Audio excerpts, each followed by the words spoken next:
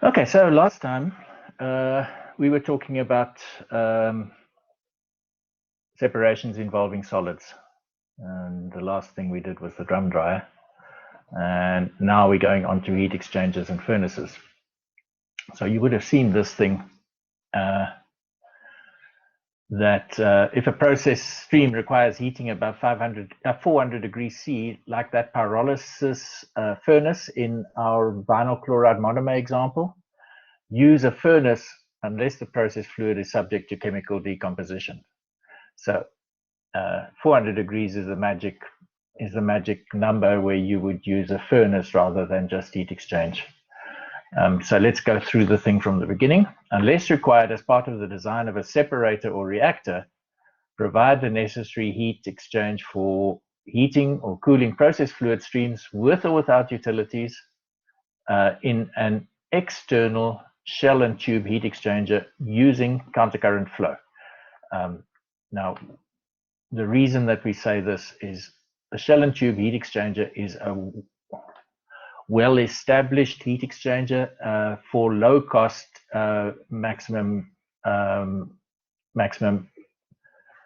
heat exchange area per dollar of investment. So, and the other thing is they specify particularly in an external shell and tube heat exchanger, because shell and tube heat, or any heat exchanger, is subject to fouling.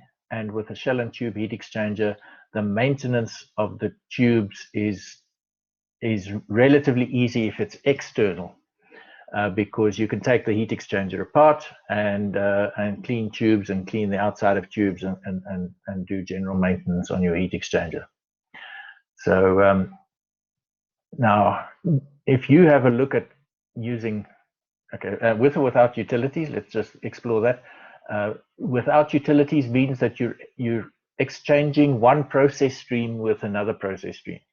So usually this would be something like exchanging the inlet to your reactor with the outlet of your reactor, because stuff coming into a reactor usually needs heating, and stuff coming out of a reactor typically needs cooling. And so that would be without utilities. But if you just need to provide steam to heat up a thing, or cooling water to cool down something, that'll be with utilities. Oh, right. I'm pointing without realizing you're not seeing where I'm pointing. Okay, with or without utilities in an external. Now, if you are using utilities, 400 degrees would be a very high temperature, because if you have saturation temperature of steam at 400 degrees C, it's a very high pressure steam. And when you are going in that region, 300 to 400 degrees,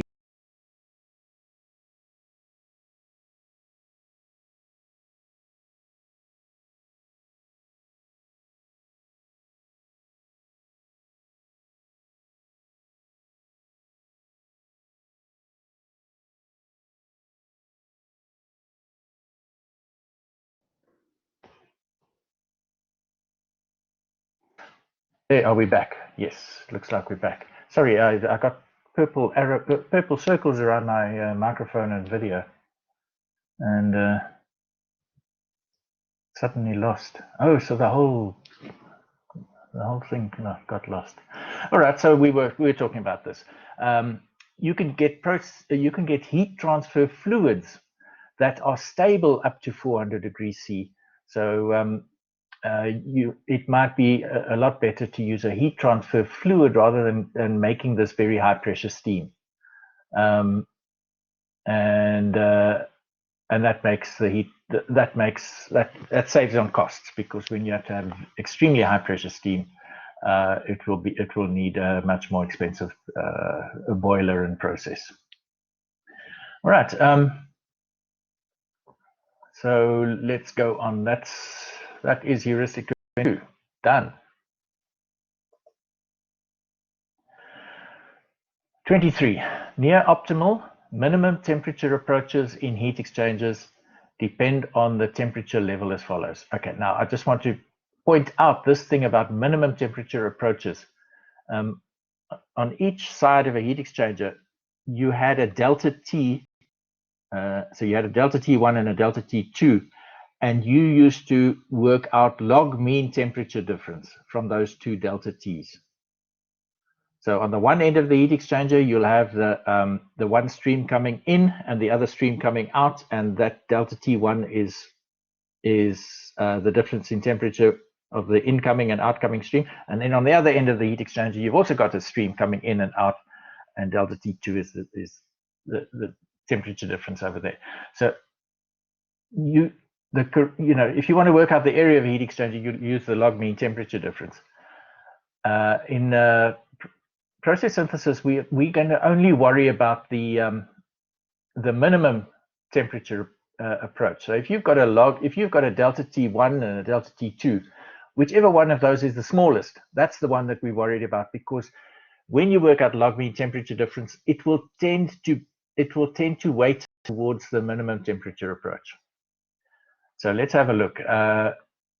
When you've got temperatures below ambient, you would use a low delta T, because you would be using refrigerant, and refrigerant boils, and the refrigerant will boil when it is taking away heat from your process, and that is a very good heat transfer coefficient. So you can get away with low temperature differences, and also your refrigeration efficient. Now, when you're talking about energy using refrigeration, it tends to be more expensive energy because you've got to run the compressor, so the whole system is expensive, and therefore you try and minimize your temperature differences to make it more efficient.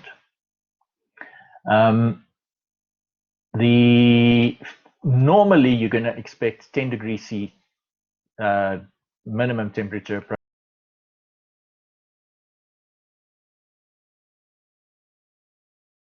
reliable configuration of your furnace. If you make this temperature lower than 150 as a minimum, you will tend to have a very big furnace, because it is gas heat exchange, or at least on the one side it's gas heat exchange, and therefore you need a lot of area for the heat exchange. And the gas would typically not have a lot of energy left after cooling down to 150 degrees C. So generally you don't try and extract the very last little bit of energy out of the flue gas, because it gets really expensive as the delta T's get very small. Right, so to clarify, the minimum temperature in this context is the smallest delta T value. Yes, that's right. Let me try drawing on this. Yes, I can draw right on the slide a line, a blue line for the cold stream, comes in over here, and it goes out over there. So a cold stream is a stream that needs to be heated up. And then I'll change that to red, and a hot stream is a stream that needs to be cooled down. So there's the hot stream coming in, and it gets cooled down. And here is a delta T. Let me just put in text.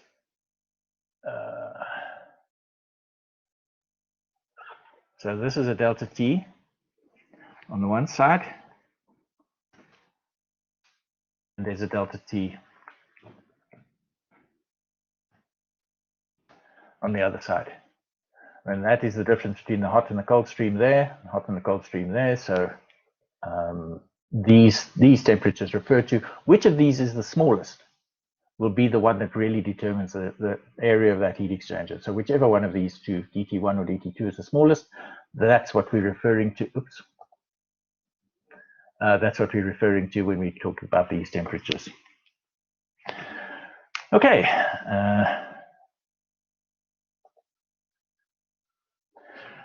When using cooling water to cool or condense a process stream, assume a water inlet temperature of 30 degrees C from a cooling tower, and that's what we've been talking about. So if you've got cooling water at 30 degrees C, you can cool a process stream down to 40 degrees C using that heuristic that we say 10 degrees C difference, temperature difference, and a maximum outlet water temperature of 45 degrees C.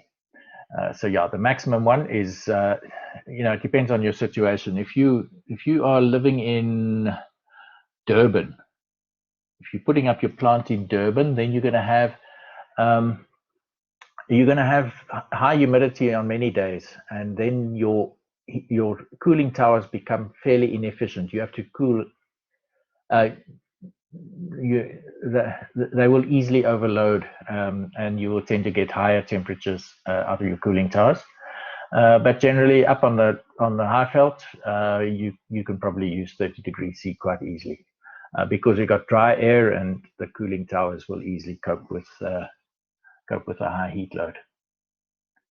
Okay, so this 30 degrees C is the one that we'll be using whenever we do process synthesis. That, like the question you had in your first semester test, assume that when you've got a heat exchanger, you can cool down your process fluid at the condenser of a heat exchanger of a distillation column down to 40 degrees.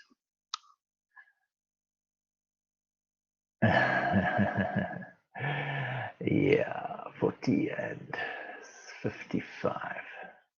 Yes, I did change them later, so I should reprint those slides from ClickUp.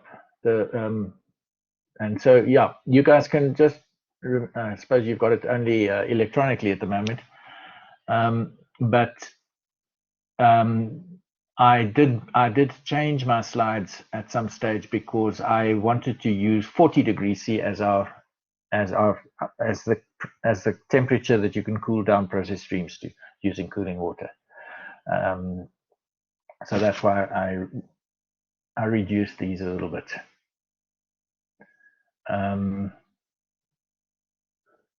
Yeah, so if you can edit those slides, that will be good. And otherwise, I should redo that slide and post it on ClickUp again.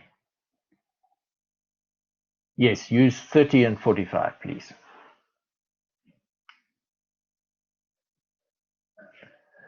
Right, that was heuristic 24, easy enough.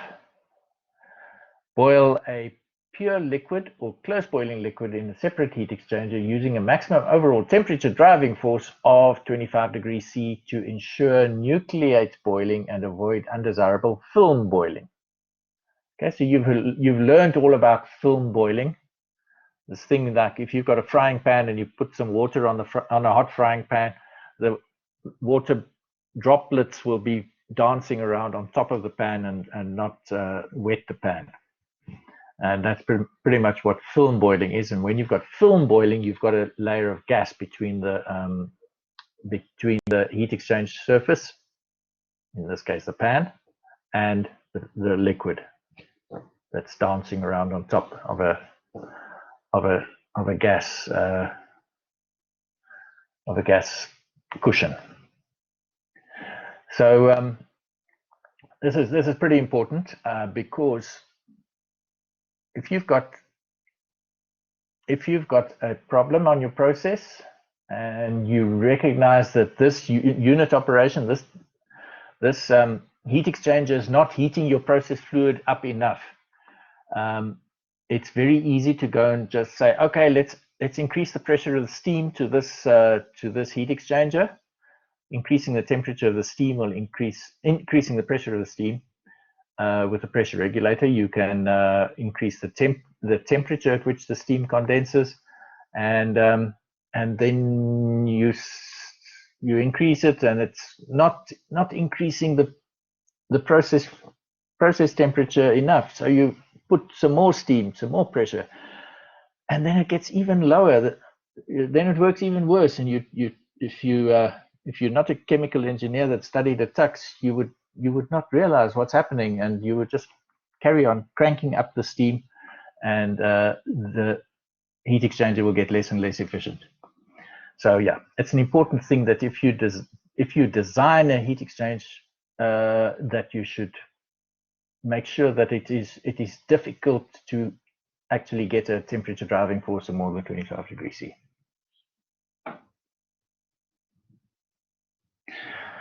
And Nick, I think it's going to be the maximum temperature difference must not exceed 25. Because you don't want film boiling anywhere on your heat exchanger. If you've got more than 25 at some point of your heat exchanger, either on the delta T1 or the delta T2, you will get film boiling there, and that's going to be a problem. So you don't want film boiling anywhere. Right. This is a long one. When cooling and condensing a stream in a heat exchanger, a zone analysis should be made to make sure that that temperature difference between the hot stream and the cold stream is equal to or greater than the minimum approach temperature at all locations. Right. And this is easiest done with another diagram. So let me start with purple as the axis.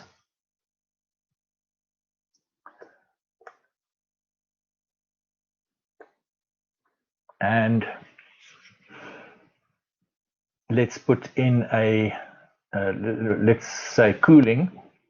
So we're going to use cooling water, which is going to be that's actually a cooling water would be a cold stream that's getting hotter. So you put in your cooling water down here. Oh, wait, I must give you some temperatures and things. This is temperature here. And this is enthalpy down at the x-axis. And then we're going to have cooling water line going from a low temperature to a high temperature. Okay, and then you've got your hot stream. We'll go to red line, and we are going to start with a hot stream over here. And the hot stream is going to cool down. If you do your overall energy balance, the hot stream is going to cool down to here.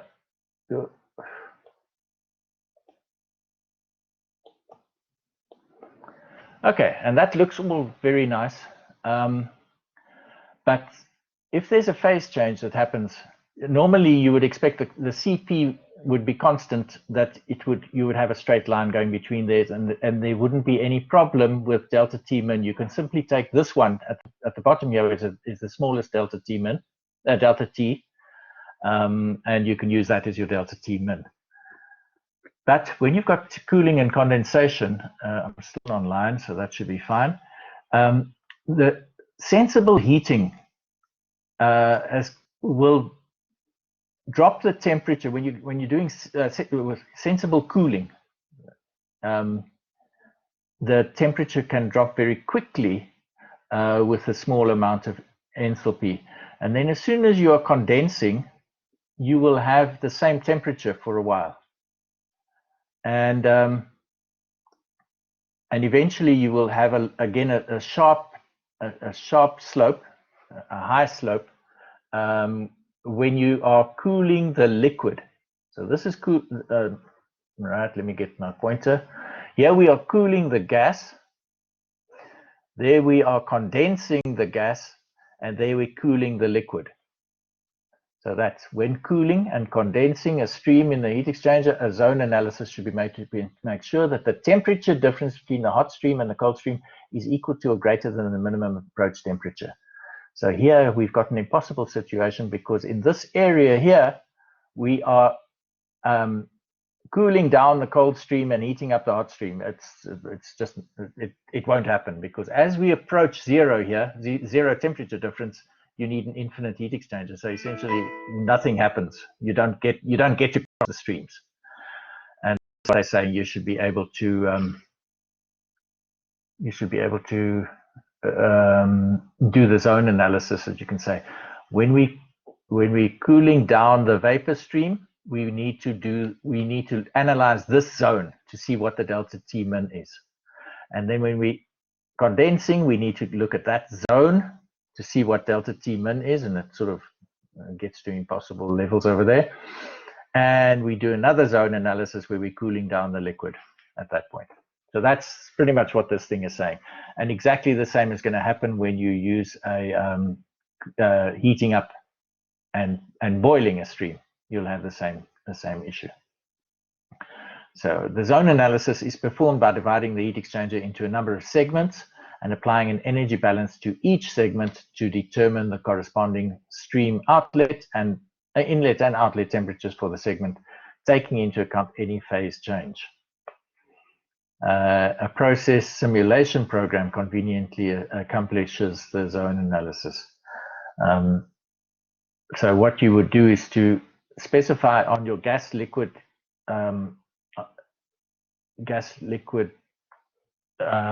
separator that all of the gas that comes in must get cooled down to liquid. Cooled down to the dew point.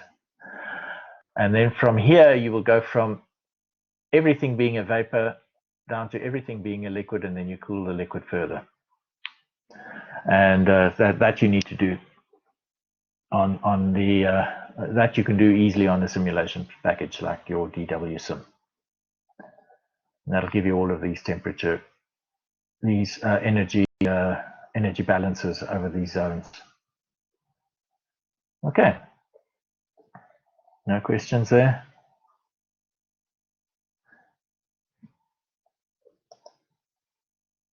Who's playing with my diagrams?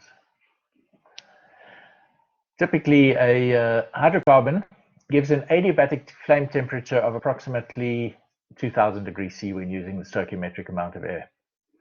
However, use excess air to achieve complete combustion. If you use stoichiometric air, you will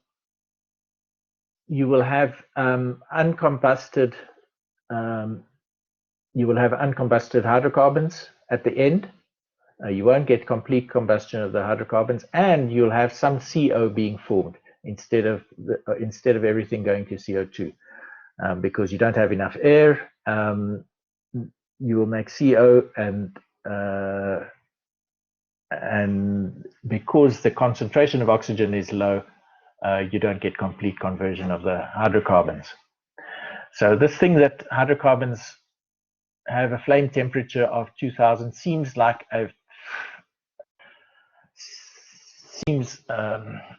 unlikely at first, but when you look at hydrocarbons, it doesn't really matter how long the hydrocarbon is. Not even the hydrogen-carbon ratio is important. All of those hydrocarbons tend to have the same, very similar calorific value, which is about 40 megajoules per kilogram, 45. And that's why you can make this generalization. Typically, a hydrocarbon gives an adiabatic flame temperature. So when you're burning something, it's typically going to be a hydrocarbon, and that would be the typical flame temperature. However, use excess air to achieve complete combustion and give a maximum flue gas temperature of 1100 degrees C. Set the stack gas temperature at 350 to 500 degrees C to prevent condensation of corrosive components of the flue gas.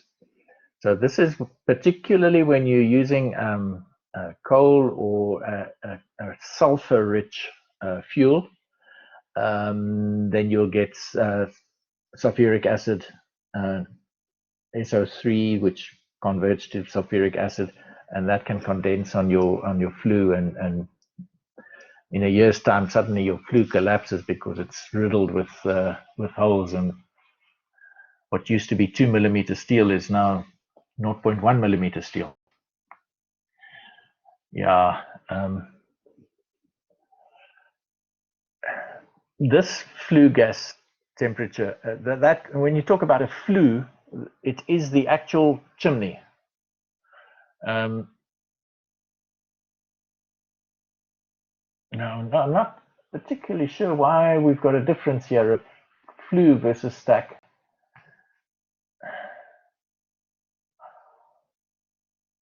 But anyway, I would interpret this that the flue is. Let me draw a. Get out my drawing tools once more. Line, we're on red, so I'll change that to blue and draw a furnace.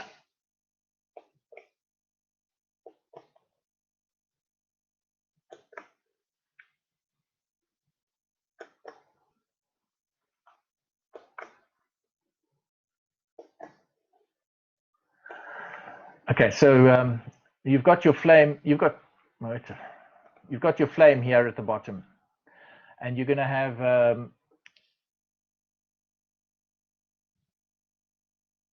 stack temperatures when it leaves the boiler. But the flue, I'm suggesting the flue gas temperature is here right before it hits the. This is the flue. So you go through the flue, and eventually you will take it out to a stack somewhere else. And this, I think, is the flue. So let me put in. I'm going to use pencil for this. This is your heat exchange. Coming in at your material will come in at 25 degrees C or so, and it will cool down the flue temperatures before it goes to the stack. And then after that, you will have your these are the radiant tubes that are around the edge of the furnace, so that the flame will radiate heat out. And I think when they're talking about that maximum flue gas temperature, they would be talking about over here, before it hits the stack. So then you cool it down, and eventually you can go to the stack, and the stack itself is the actual chimney, where you put it up into the atmosphere, and that must be 350 to 500. And again, this is, remember, when we're talking about heuristics, it's only heuristics, it's guidelines. I'm not too sure how much sulfur is in Sasol gas, because that's one of the main industrial sources up here on the Highveld. That's got a lot of hydrogen in, and I'm not too sure if it's got a lot of sulfur. So you can, depending on how much sulfur there is, you would have to decide at what temperature will be safe to put up your flue.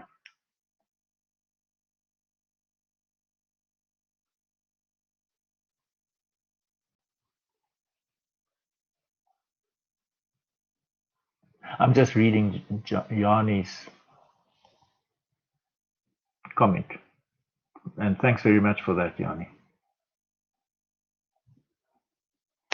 Okay, so we can move on from that one, I guess, unless somebody wants to still modify my my diagram. Okay, estimate heat exchange pressure drops.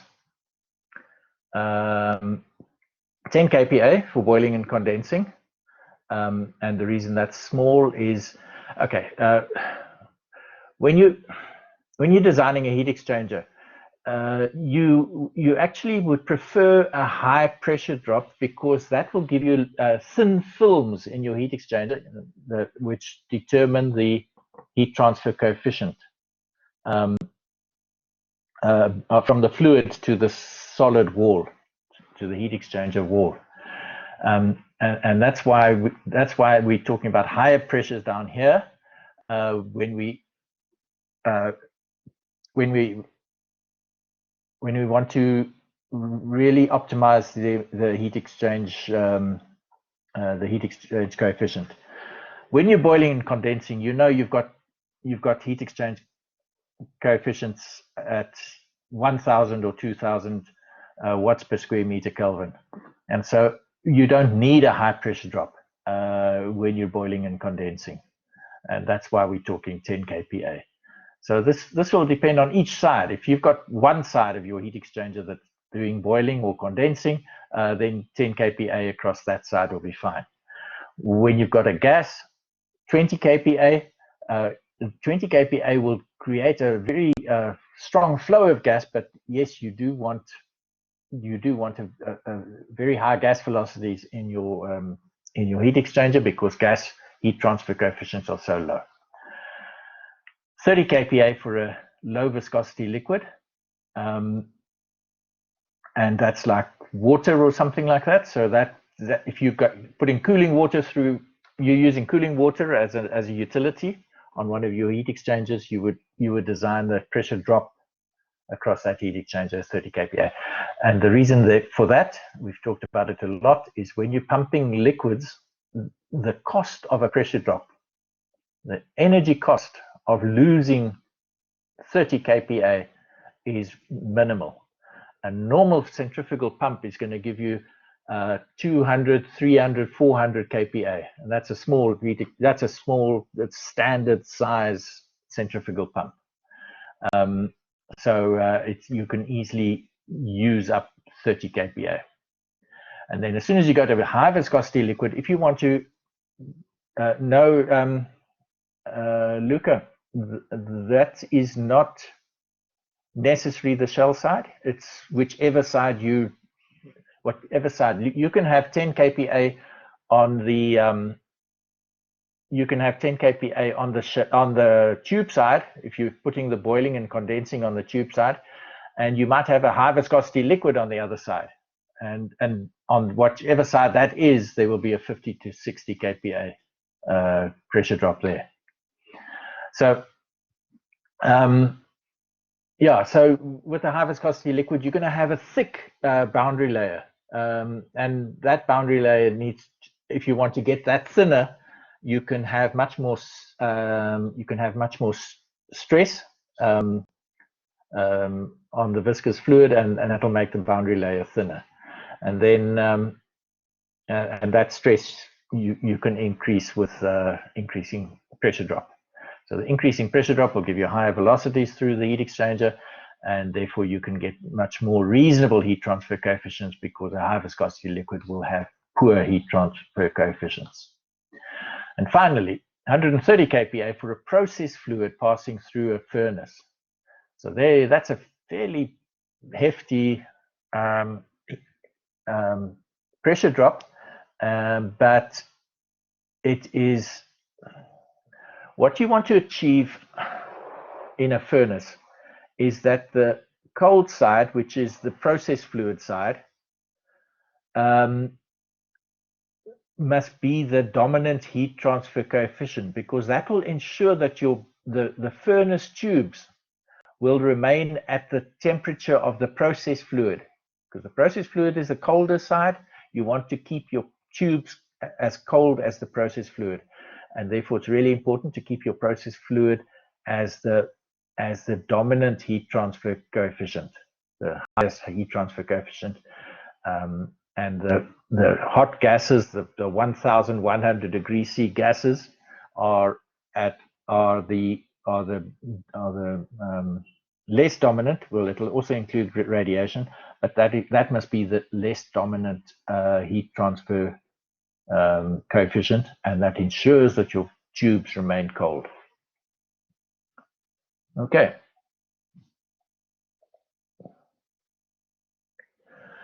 Right, quench a very hot process stream to at least 620 degrees C before sending it to a heat exchanger for additional cooling and or condensation. The quench fluid is best obtained from a downstream separator. In other words, the quench should typically be a liquid, because then you'll be able to gain from the vapor liquid the energy of the phase change, and you don't want to introduce any additional components into your process. So you simply use a useful fluid downstream that you can use as the quench material. Okay, I'm gonna do some writing again, just do some drawing again, because we've got a very good example at Sasol where you've got a now I've got to grab this thing and pull it down there somewhere. So this is a gasifier. You can see that's a gasifier, can't you? So this gasifier is going to have, it's going to have coal. It's going to have steam coming up through it, steam and oxygen that provides some energy, and then you get your CO. You get your CO. And hydrogen, your synthesis gas, plus CO2, plus water, plus sulfur, and all sorts of things coming out up here. And then this is coming out at 900 degrees C. So there, we call that, 900 degrees C. And now we look at our heuristic. Quench a very hot process stream to at least 620 degrees C before setting it to a heat exchanger for additional cooling. So what this heuristic is then saying is,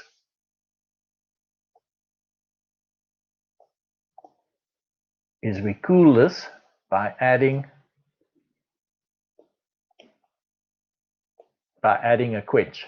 And this quench in this case is going to be water, because some of the steam that goes in there, it will be in excess, and you will have water coming out here. So this is going to be a mixture of water, synthesis gas, water, hydrogen, CO2, CO, and unconverted tars, and all sorts of horrible stuff. So what are you going to quench with? Of course, water's got this wonderfully high heat of vaporization. And so you'll be taking water from further down the process. Then you'll be taking, let me get the right tool here, you'll be taking this stream into a heat exchanger.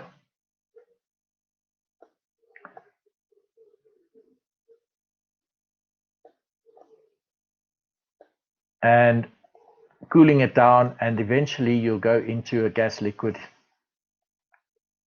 a series of gas liquid separators, and one of those separators is going to give you liquid. This one at the bottom will be water. Sorry, will be a water stream. It'll also contain a lot of gunk, but you can happily use that gunk in the top there because it's in the stream anyway. So that's essentially what this thing is saying. This is just an example of applying that heuristic. And this is, in fact, exactly what Sasol does. They will quench this stream coming out of the gasifier. Okay, so if the process stream contains water vapor, liquid water may be an effective quench liquid, of course. All right. So far, so good. How are we doing? Oh, it looks like we're getting towards the end of our... Yes, Angelo. Prof, would you mind just repeating why we have to reduce it to that temperature? Is it just too high for a heat exchange like equipment, or? Yes, that's a very good question. Yes, I should have mentioned that. Yeah, I think the heat exchangers you have to have really exotic materials in your heat exchangers, and so it's very seldom that it is worth using those exotic materials in your heat exchanger to recover that amount of energy of a vapor going from 900 degrees C down to 600 degrees C. It's just not economically viable because vapors don't have a very high CP, so they cool down pretty easily. You don't need a lot of energy. So if you put in a heat exchanger that will allow an inlet temperature of 1100 degrees C, you'll be paying easily twice as much for that heat exchanger, and then and it's just not worth to recover that extra 300 degrees C from 900 to 600. And I think that's the main reason for that. Okay, if possible, heat or cool a stream of solid particles by direct contact with a hot gas or cold gas, respectively. So a fluidized bed, a rotary kiln, a fluidized bed, multiple hearth.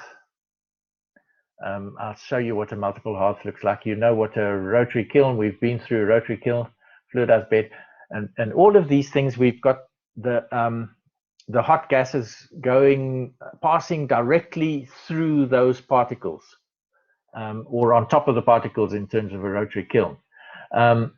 So it is direct heat transfer. In other words, the hot gas and the particles come into direct contact. So that's what we're talking about, direct contact. Indirect heat exchange is when you've got a solid wall. You've got your heat on the one side of the solid wall, your heating medium, your hot gas on the one side of a solid wall, and your particles on the other side of a solid wall. So what they're saying, if possible, heat or cool solid particles by direct contact. So a multiple hearth, I'll get back to my little pencil and my wonderfully straight mouse drawing techniques. Oh, yes, look how straight those lines are. Beautiful.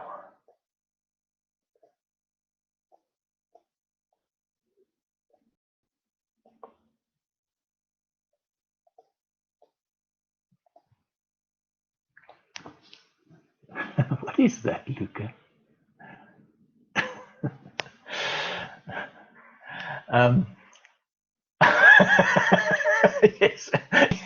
yes, that's what I'm drawing here. So just take a coffin, put it upright, and then put let me get to a line, not pencil, a line. Then you have a shaft running down the middle of this thing, and that's turning these platters.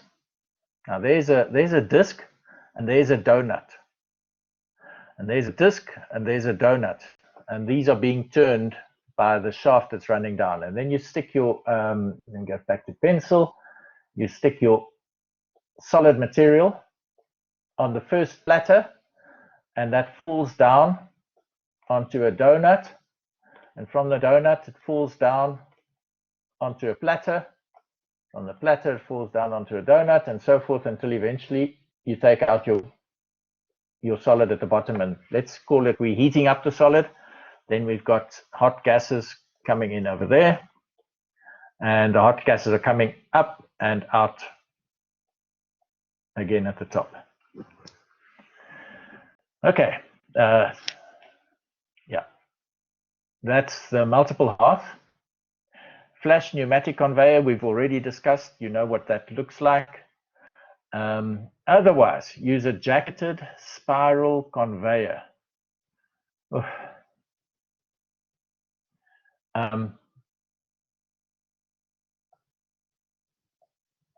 Okay. No. I'm going to delete that. I'm going to use lines. Line tool.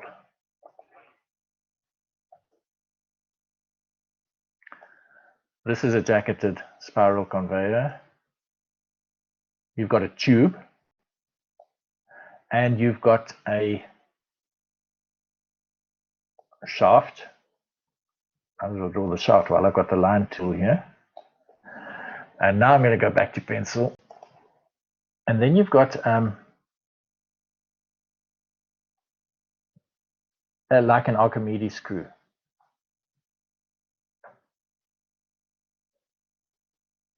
So as this shaft turns, so in this area here, there's metal. It's a sheet metal that goes around this shaft. And as this this thing turns, it pushes material through the spiral conveyor. And when they say a jacketed spiral conveyor, it means that you've got got a jacket going around.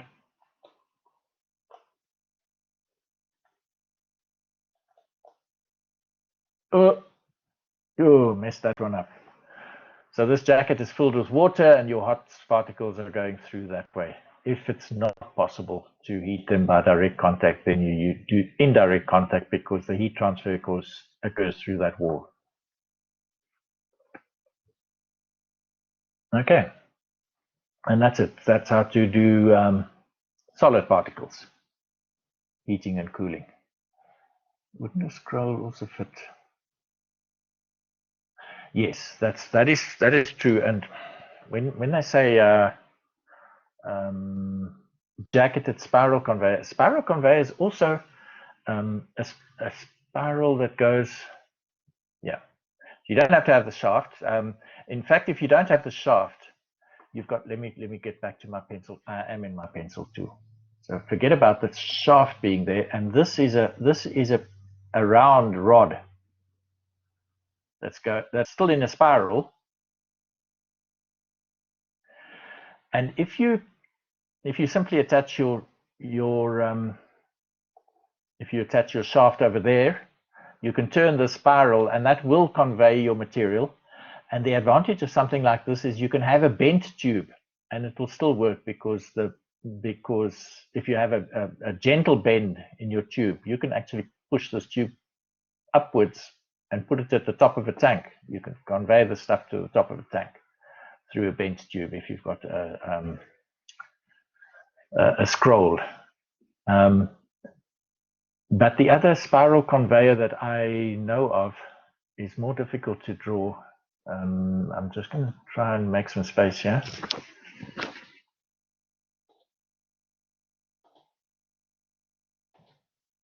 Oh, this is going to take a long time.